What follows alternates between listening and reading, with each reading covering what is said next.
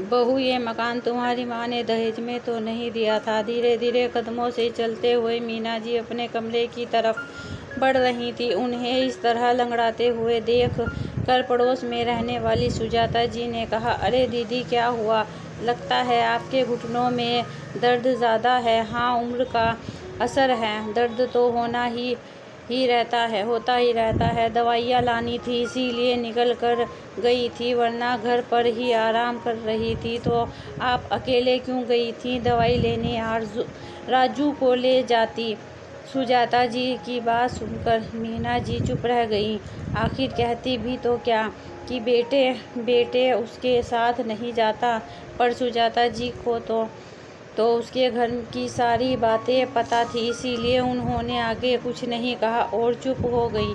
आखिर बोल बोल कर क्या किसी के दर्द को कुदेरना।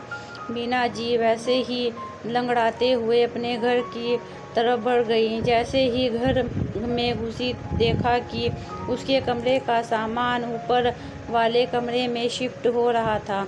एक पल के लिए वो तो सोच में पड़ गई, पर फिर बोली, अरे मेरा सामान ऊपर कहाँ शिफ्ट कर रहे हो? मेरा कमरा तो नीचे है ना। हाँ था मम्मी जी, हमें उस कमरे की बहुत ज़रूरत थी, इस कारण से उसका कमरा ऊपर शिफ्ट कर रहे हैं। पर मेरा घुटनों में दर्द है, यूं सीढ़ियाँ ऊपर नीचे चढ़ने नहीं सकती। बार बार बाहर घूमने जाने में आपके घुटनों में दर्द नहीं होता, पर ऊपर नीचे होने में दर्द होता है। सब बहाने हैं, रहने दीजिए। आपको ऊपर वाले कमरे में नहीं जाना पड़ेगा। पर बहू, मैं घूमने नहीं गई थी देवी, मेरी दवाइयाँ ख़त्म हो गई थी। मैं तो अपने घुटनों के लिए दवाई लेने गई थी। देखिए मम्मी जी, मेरी बहन आ रही है। पूरे 2 साल का कोर्स है, तो 2 साल तक वो यहीं पर रहेगी और उसे कमरे की ज़रूरत पड़ेगी, इसीलिए आपका कमरा खाली कर रहे हैं। अरे तो ये ऊपर वाला भी कमरा दे सकते हो, वो तो जवान है, आराम से ऊपर रह सकती है। मना थोड़ी ना कर रही हूँ। मेरी बहन उस छोटे से कमरे में रहेगी। मायके में मेरी भी कोई इज्जत है। और आप मुझे मना करने वाली कौन होती हो? घर हमारा है, घर का खर्चा हम उठाते हैं। हमारा डिसीजन हम कैसे कह रहे हैं। ऊपर वाले कमरे में से इतनी ही दिक्कत है तो आप बाहर वाले कमरे में रह जाएं, हमें कोई ऐतराज़ नहीं है। बहू, नैना ने बड़ी बेरुखी से कहा। सुनकर मीना जी की आंखों में आंसू आ गए। बेटा राजू सामने ही था, लेकिन वह तो भूत बना खड़ा तमाशा देख रहा था। एक बार भी उसने नैना को टोका तक नहीं। और बाहर वाला कमरा, वह तो स्टोर रूम था। मतलब अब मीना जी की ये हैसियत रह गई। बहू कबाड़ की तरह मीना जी को स्टोर रूम में रहने के लिए कह रही थी, और नालायक बेटा सामने खड़ा था, लेकिन वह कुछ नहीं कह रहा था। जब से मीना जी के पति गए हैं, तब से बेटा बहू घर के सर्वे सर्वा बन गए हैं। माना कि घर में खर्चा करते हैं, पर इसका मतलब यह तो नहीं है कि मैं स्वाभिमान को ही कुचल दें। जबकि मकान अभी भी उन्हीं के नाम था।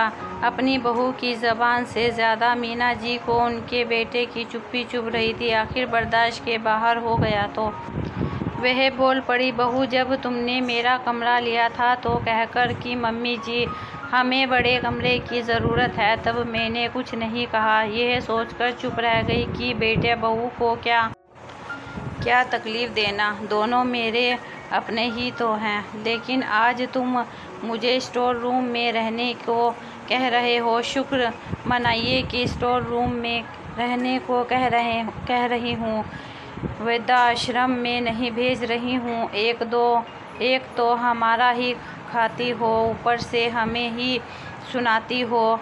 बस करो बहू, बहुत बोल लिया तुमने। यह घर आज भी मेरा है। तुम यह मकान अपने दहेज में तो नहीं लाई थी। और हाँ, चुपचाप अपना कमरा भी खाली करो। मैं अपने कमरे में वापस शिफ्ट हो रही हूँ। अच्छा, घर का खर्चा हम कर रहे हैं, तो आपकी 2 बातें क्यों ना सुने। आज के बाद करने की ज़रूरत नहीं है। अगर इस घर में रहना है तो किराया दो, अन्यथा घर खाली करके चले जाओ। मैं किराएदार रख लूँगी। मेरे घर का खर्चा मैं खुद निकाल लूँगी। तुम अपने बेटे को इस घर से निकालने के लिए कह रही हो। वाह बेटा, इतनी देर से तेरी बीवी जब से मेरी बेइज्जती किए जा रही थी, मुझे वृद्धाश्रम छोड़कर आने की बात कर रही थी, तब तुझे सुनाई तक नहीं दे रहा था और मैंने तुम लोगों के किराए लेने को क्या कह दिया? तुम्हें सुनाई देने लगा, मुझे कुछ नहीं सुनना। अब तो यही सोच रही हूँ कि काश एक दिन तुम लोग मुझे समझोगे, पर वो दिन कभी नहीं आया। शायद मुझे अकेले रहने से डर लगता था, पर अब नहीं।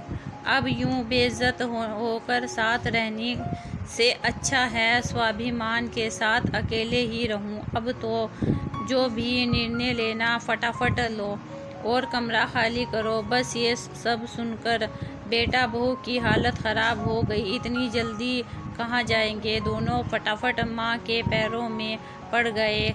हमें माफ़ कर दो मम्मी, प्लीज़ हमारे साथ ऐसा मत करो। पर मीना जी ने मन पक्का कर लिया था। वे झुकने को तैयार नहीं हुई। निरादर की 2 रोटी से तो स्वाभिमान की 1 रोटी भली और भला। काश के इंतज़ार में ज़िंदगी क्यों बितानी और ख्वाहिश।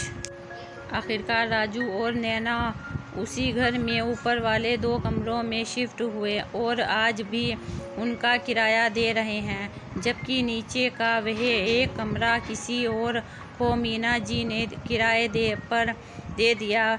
रही बात नैना की बहन की, तो वह हॉस्टल में रहकर अपनी पढ़ाई कर रही है। अगर आपको हमारी कहानी पसंद आए तो लाइक कीजिए, शेयर कीजिए। ऐसी ही दूसरी कहानी के लिए और हमारी सपोर्ट कीजिए।